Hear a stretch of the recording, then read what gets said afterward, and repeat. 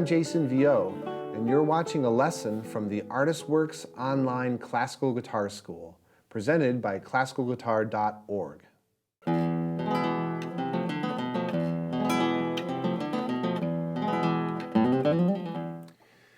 Hello, in this lesson we're going to study the Courante BWV 996 by Johann Sebastian Bach.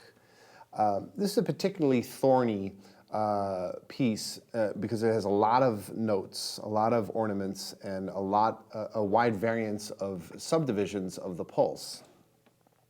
And even the pulse itself is grouped into two different meters, which is not indicated by the number 3 that you see at the beginning of the piece, which is indicating the time signature.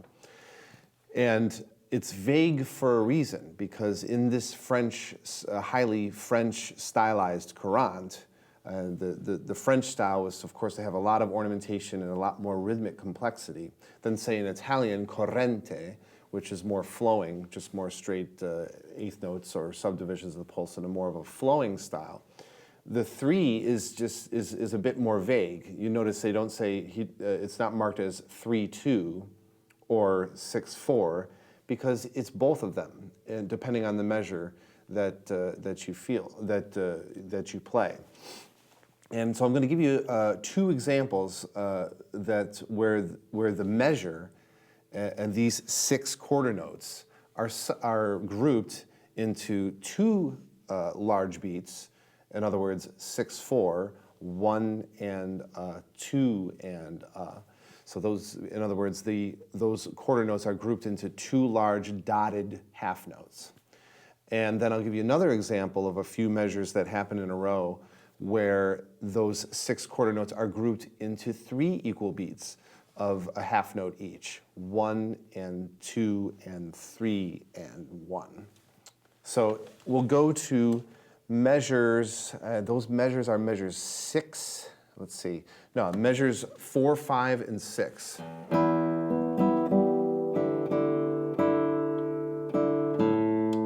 It's really the second phrase of the first half of the Courante. It starts at measure 6, and I'll play a little bit slowly.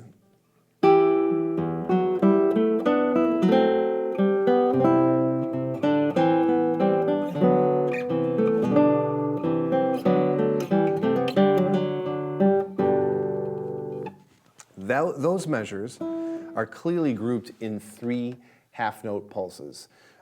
So the measures are divided into 3 equal beats. 1, 2, 3. 1, 2, 3. 1, 2, 3, and 1. Now the other, again, there's 2 types of ways that these are grouped. The other example is in 6-4. 3-2, the time signature 3-2 and 6-4 have the same number of beats, 6 quarter notes. This example here in measure 11, you'll hear the beat emphasis shift to a 2-beat feel.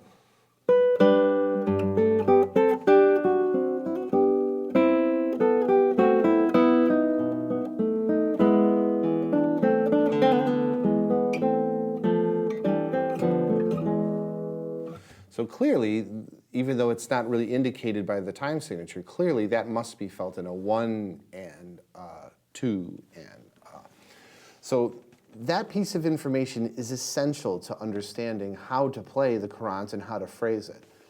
The other thing I would like you to study in this, and a way to break it down a little bit and practice it, is to take the ornaments out first.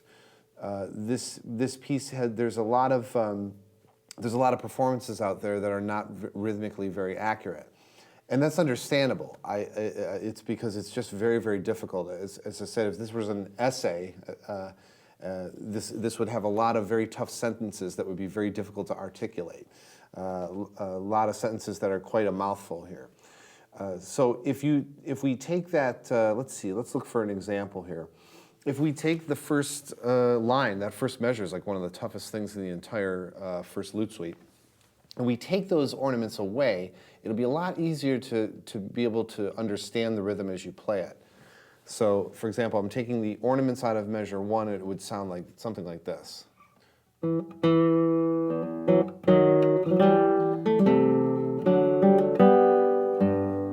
And actually going on, I'll continue to play further.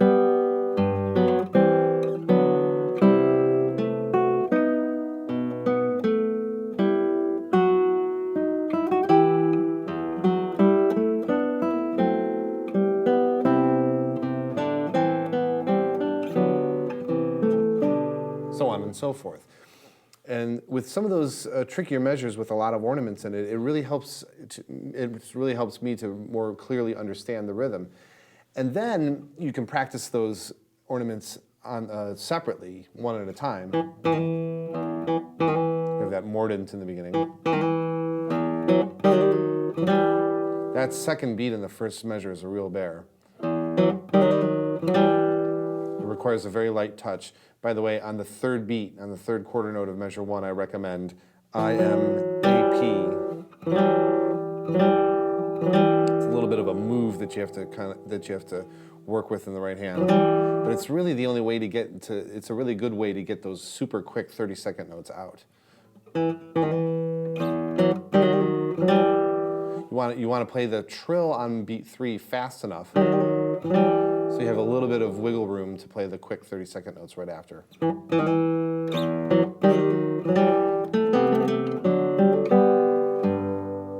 So there you have it. That's a lesson on the Courante from the first Lute Suite, BWV 996 by Bach.